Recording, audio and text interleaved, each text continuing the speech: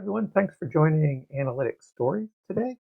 I am so happy to have my colleague Jim Lenskold here with us at Marketing ROI. Jim, thanks. Great to be here, Lee. So a couple of quick housekeeping things. This is recorded, so you listen to all the wonderful banter Jim and I are going to have today. And if you have any, we're not going to be answering any questions today because it's 30 minutes, but please put in the Q&A section below the video window for our best. So, Jim, I figured I would wear this very colorful shirt because we're going to have a lot of snow coming and people might need to find me. That's good. A good way to look at it. Yeah. Yeah, that's good. Yeah, don't wear white, that's for sure. So that aside, yeah, let's just jump in and get to it. So now you've been in this field of marketing ROI for over 20 years, and I've seen you in action with, thinking through it, and it's a really interesting area that I think people don't have a true understanding or appreciation for. Right. And in our business and analytics, we're always asked the question, what's the ROI of your project, before you start something? And I think it's really hard to answer that. But, for the average person doing analytics or data visualizations. So if you had like a little cheat sheet, a checklist that you were to hand out to people like me, what would be, say, the first three things on that list that we should be thinking about to figure out our ROI? Right. So, all right. So let's establish. So ROI is return on investment. It's a financial metric. Return on investment is basically how much you make versus how much you spend. So it's a hot topic for a lot of executives because they like to make more money than they spend. And so what we want to do is take the ROI and bring it into the marketing world. And so you could run, and it's also very consistent, right? A CFO could say, what's the ROI of me putting out more products? What's the ROI of hiring more salespeople or more service people? What's the ROI of marketing? So in marketing, if we were to focus in on that, I think you were looking for the top three things. So I would start with understand the average value of a sale, a new customer, whatever it is. Marketing has an objective or has a role in part of this. So if you're going to drive return, then understand not just the average value, but understand what drives it, what makes something more or less valuable. So a lot of times that's certain segments are more valuable or less valuable, certain types of purchase activities, if you're retaining clients, certain things, right? So the more you understand that, it's very actionable in that alone because it guides targeting, it guides where you put your media, guides your messaging, all that thing. So knowing that's a good start. The other piece I think that's big, and I think in different businesses everyone approaches it differently, but that idea of mapping out the buyer's journey from you buy and pay for touch points, whatever type of media or marketing that is, or even earned social activity. So you drive that. And usually as marketers, we get some feedback in terms of short-term outcomes. Mm-hmm. But what we want to understand is at least what do we expect in terms of how that ultimately influences sales. So you start making that connection point and, it lets you ask that question. Hey, when I spend this money and I invest in these touch points, what do I need? What has to happen for this impact to pay off? Right. So now, as you get those pieces together, what you're working towards, for me, in that checklist, is the ability to run ROI scenarios with the best estimates. Right. The hard part is we don't always know what that impact was, but the insight that comes out of that process of saying, I'm spending this. My intention is here. So if my intention is a certain type of engagement, if it's leads, if it's traffic to a website, then if I have a good understanding of how that should ultimately pay off, it'll give me the checkpoint of this much money. I have to have at least this much of my outcome convert into sales. And then from there, I start that evolution of, well, what can I track? What feedback do I get?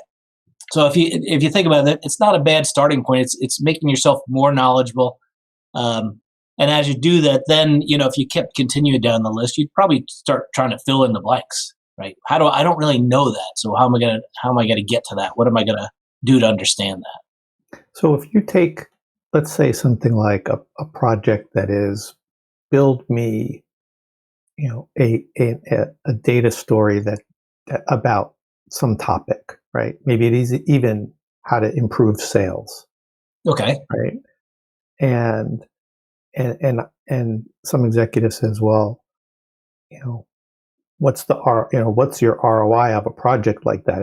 It's a bit intangible compared to something like hard sales, right? Well, Where you're this saying is we good can because market. And, yeah. But the logic and the thought process kind of it doesn't matter whether you're investing in an email campaign, a huge mega brand campaign, or like you said, investing in trying to improve your intelligence and your insight.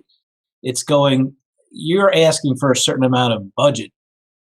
mm, Why do you think that's important? And you're probably doing it for the benefit of the company. And so I could probably parallel this to some conversations I've had where, maybe a measurement initiative alone cost, 10,000, maybe it cost $100,000, right? But why do we run these big models?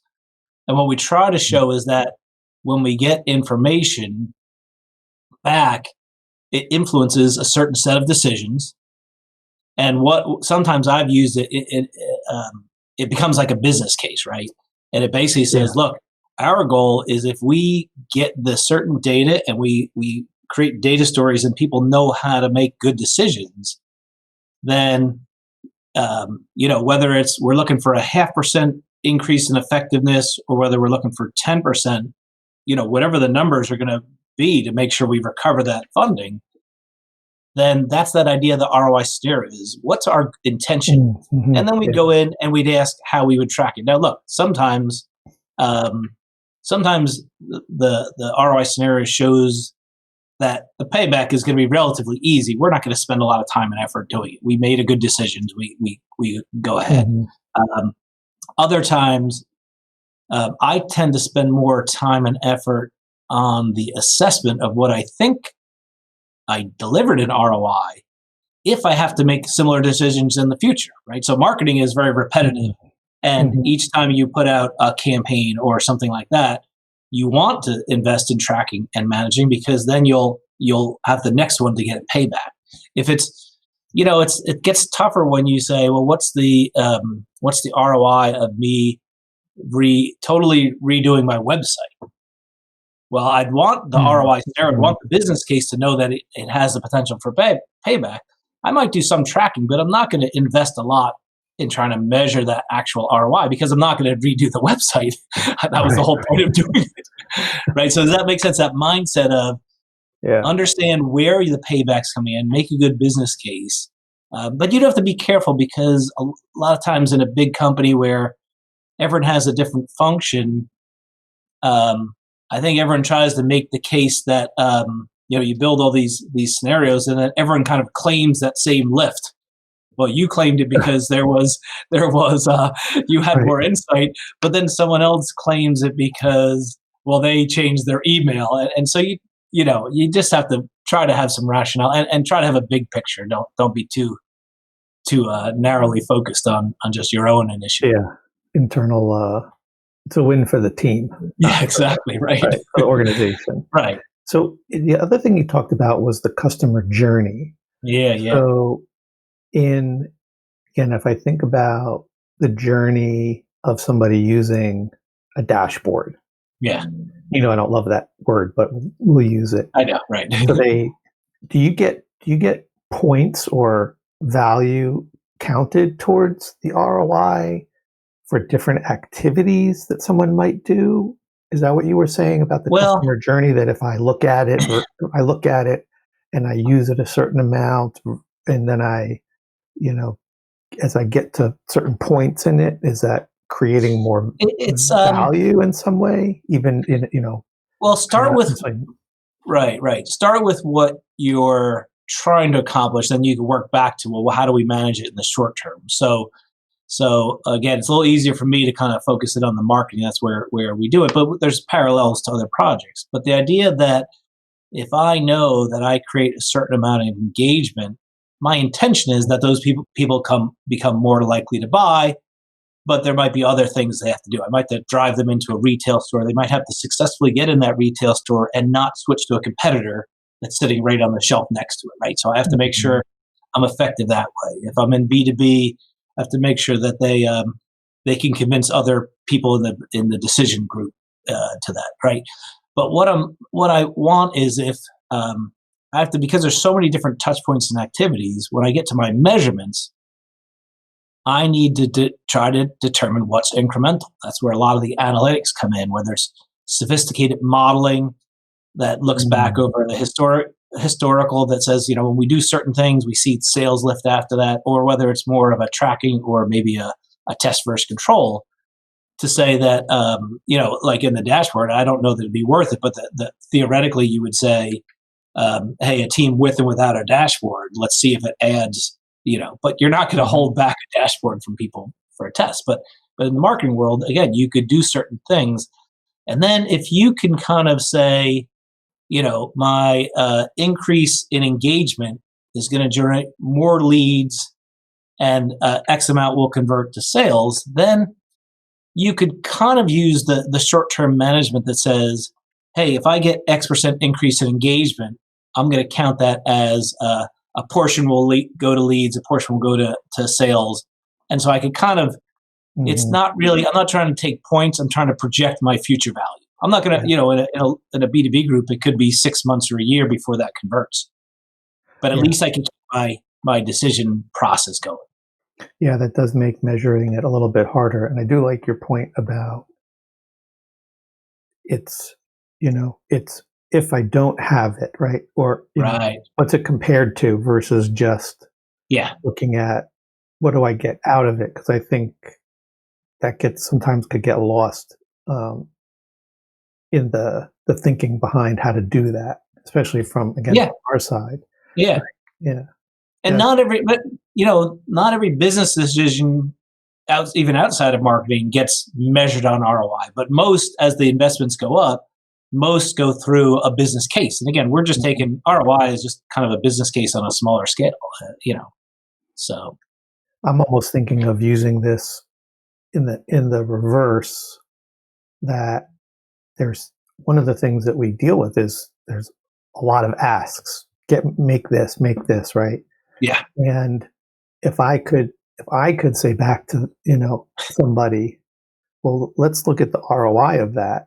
Right. You can even say the ROI potential, right? Because it didn't do it yet. And that's where again, it's such a good starting point, because look, the harder part is when you get into measurement. But this leads you to the path of, what's a high priority to measure and track, and all the other processes wrap around this.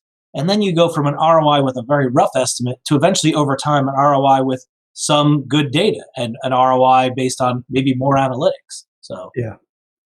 So that's what you're saying, right? That ROI potential. Yeah, ROI. Yeah, I like that too. ROI potential. So let's. This is actually a good segue because you were talking a lot about metrics. Oh, right. I'd like to get into that. So now, so for people that have been listening to this for a while, sometimes I bring up the fact that I'm a beer nerd. Now, and Jim happens to be one of my beer nerd buddies. That's why he's laughing. Craft beer nerd. Craft beer, right? It's not about the drinking; it's about the tasting. Well, I know. I was just kind of taking us off the hook a little bit. Hey, I put myself on the hook all the time. I know. But now, so let's imagine that we're sitting down, which we actually do pretty often, and over beer, and talk about some of the things that we're seeing as obstacles at our clients and companies. And I know one of the things you talk about a lot is having the right metrics, which you've kind of mentioned already. So can you think about sometimes maybe when you were bringing up metrics with customers, things you should measure, it was actually getting them uncomfortable because of the things that maybe you were talking about measuring or how you were going to measure it. What were those metrics, and how did you kind of move forward from that discomfort to get them to do it? Right.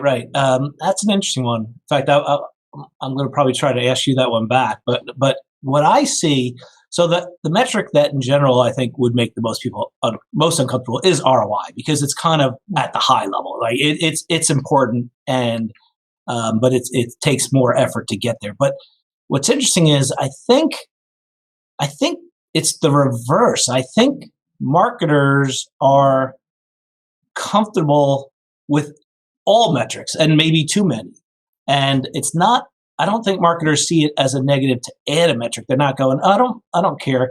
Where I think it goes wrong though is when the wrong metrics become the goals. And so think about that, especially in marketing. So I've seen, oh my gosh, all these different ones where a big client was all about brand awareness, right? And that's not a surprise, right? There's enough companies out there that just build the brand and everyone will follow.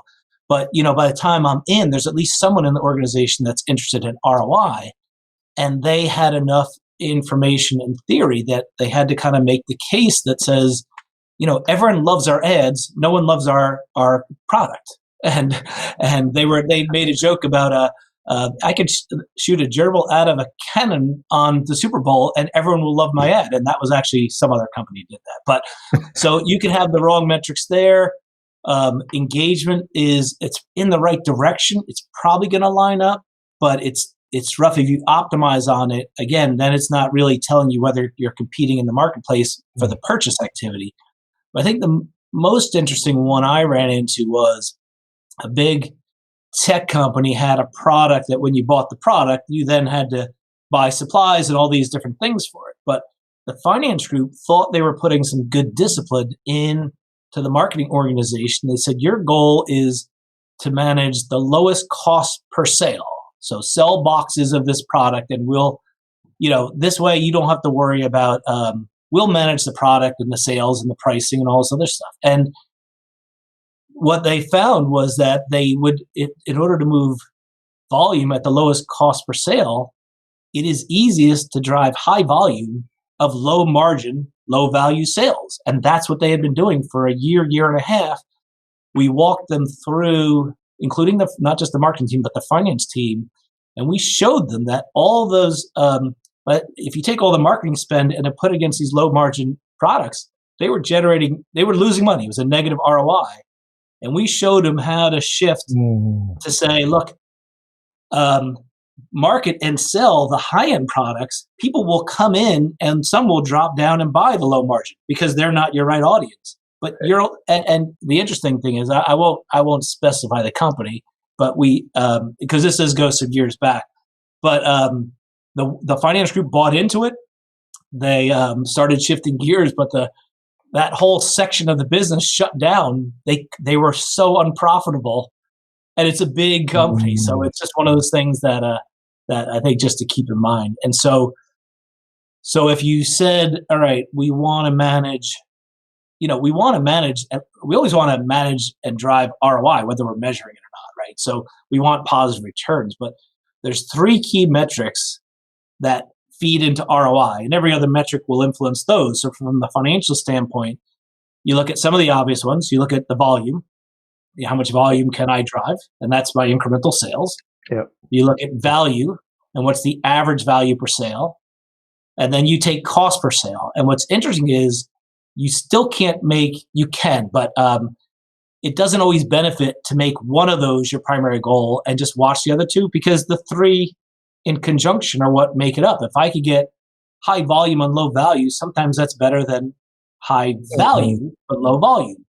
And I could pay for a higher cost per sale if I could generate if I could bring the value up by more, so I could increase my cost per sale. And so you have all these companies that are kind of stuck on some metrics, and what they're doing is they're kind of boxing them in. They can make money within this certain box, but they're not allowing themselves to say, hey, wait a second, let's spend more and we'll win more value. or let's get, maybe we're pushing the value side and we need to be on the volume business. So it's those three metrics are, as long as you see them in relation to each other, that's what it's all about. So how do you help organizations get out of that box where they can learn how to tune all the dials at the same time? Right. Well, it goes back a little bit is that those first few check marks, and that's because, again, understanding the value side. I think marketers are naturally volume. We're trying to move volume of leads, volume of engagement, volume of things, and that if we do a lot of volume in the middle of the journey, it'll flow through. So I think, and that's what keeps everyone successful. It's good. It's just not maybe as good as it could be. And so I think that the part then where a lot of times we'll move into the measurements, the analytics, and that's where as you get familiar with what you're trying to manage in those ROI scenarios, you definitely want to start balancing it. It's hard if unless you run the numbers and you have good numbers to input, knowing this trade-off of volume versus value is difficult, and it's that totally should dictate your targeting. And out of all the things you could change to drive higher or lower ROI, targeting is the biggest way. It swings. You change the targeting a little bit, all of a sudden you're from negative to positive. You're shooting up the ROI because you want to spend your money on the right people who you can convert and who are going to give you good payback. Well, that's interesting because one of the things I wrestle with my customers, and I think in general it's a problem, is there isn't a good targeting of, say, a dashboard. A lot of people build these, what I call one size fits none.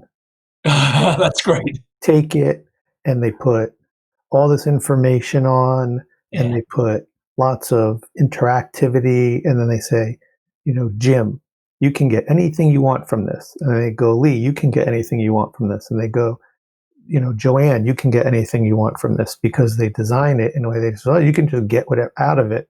Yeah. It's not targeted, right? They're just saying, you can do what you want with it. And so I think the value, the return on investment, however you want to think about it, is lower because you're not building it for Jim as the customer and right. or Lee as the customer.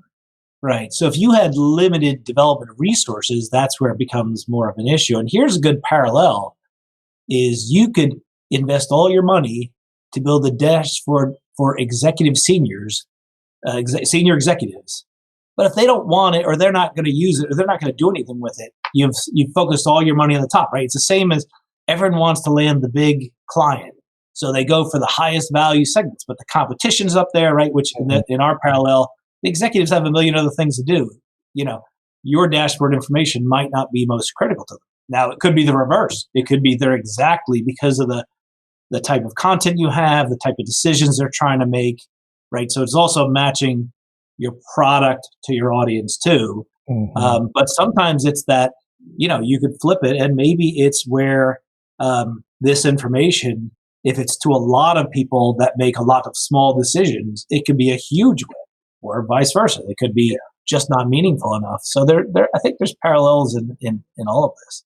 Yeah. But what I would think too, for people building, coming up with metrics, this one's not even limited to marketing, right? But if you're, it probably is, but mostly. But if you're coming up with, how do I take huge data sets and introduce it to, let's say about customers, buying habits, anything like that, and make it valuable to an audience, probably one of the key things to look for is how many different ways can I slice that set to create segments. And so, I could, if I could, and there's probably some things here, right? But if I could show that certain customers by state are more valuable or do different things, then that should be very actionable to the person on the other side. If I could, if it's age segments, everything like that, that's a richness. That's where I see the value of,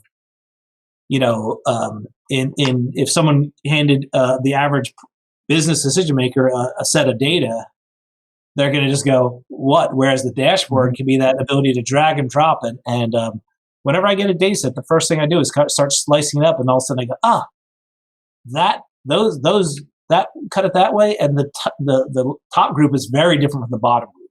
Sure. What does that tell you? Yeah.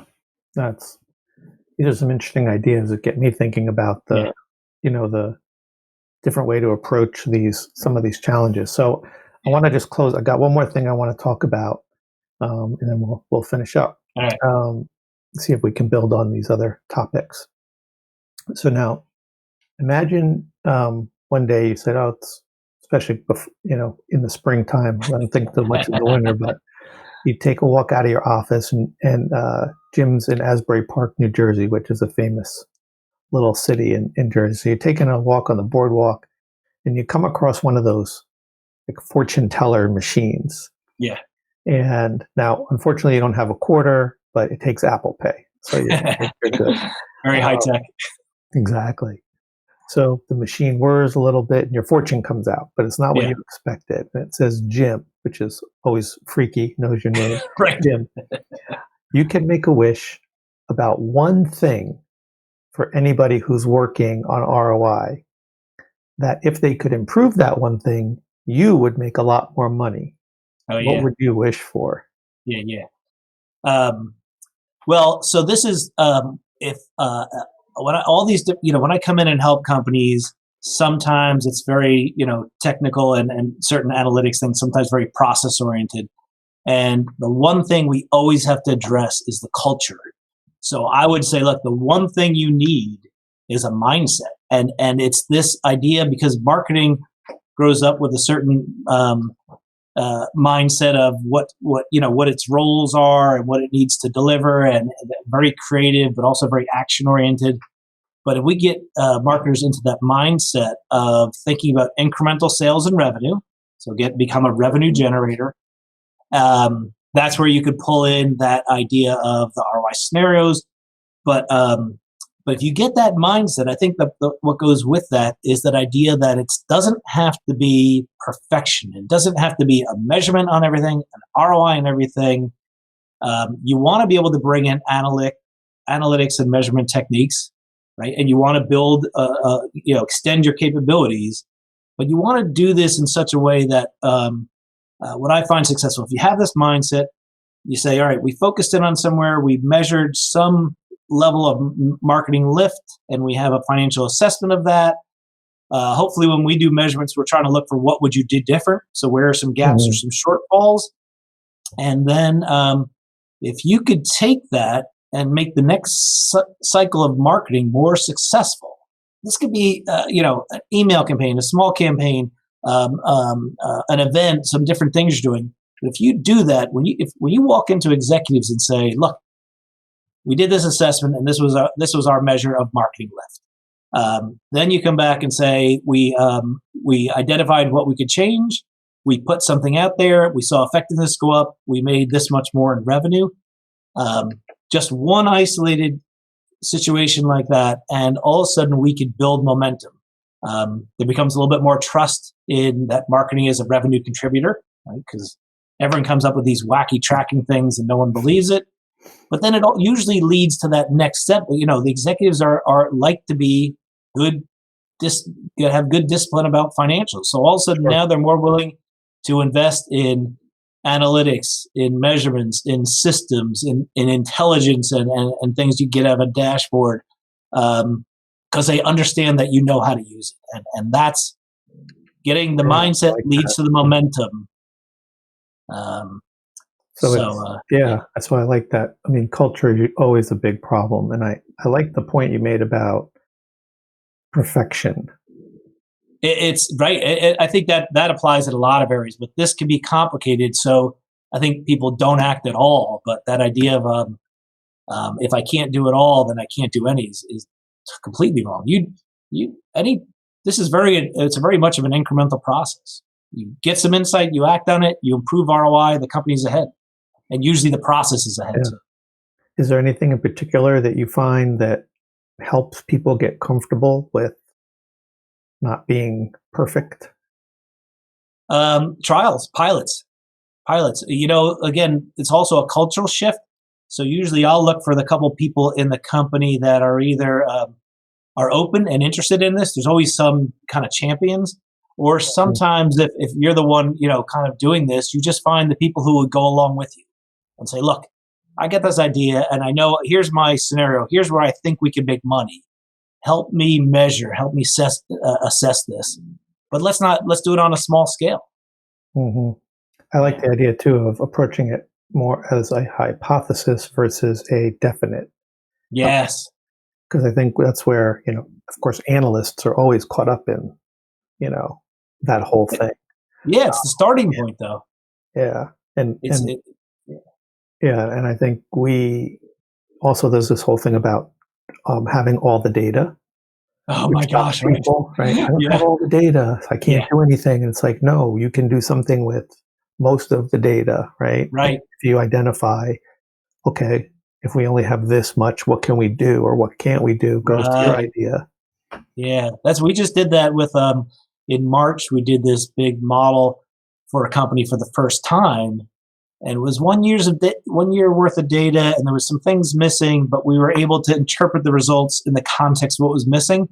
It was great information, and it was enough to they go, okay, now we could scale this up. Let's do 2 years of data. In fact, it motivated them to collect the data and clean it up in that time. So now we're talking about and getting ready. So in January, when we finish this calendar year, we'll start the next process, and we just know it'll be bigger and better. That's cool. I like that. Well, I always say I didn't come up with this, but I love the quote: "Perfection is the enemy of done." Yeah, there you go. Right.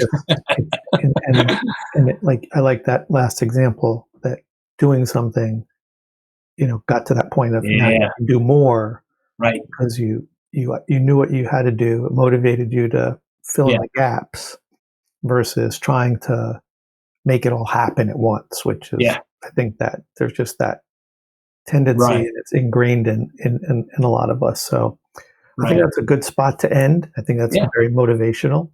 I want to be respectful of your time and our guests. So Jim, thanks again so much for being here. Folks, this will be the last analytics story for 2020, but keep a lookout for upcoming guests in the new year, and everybody stay safe. Thanks, Jim. Thanks, Lee.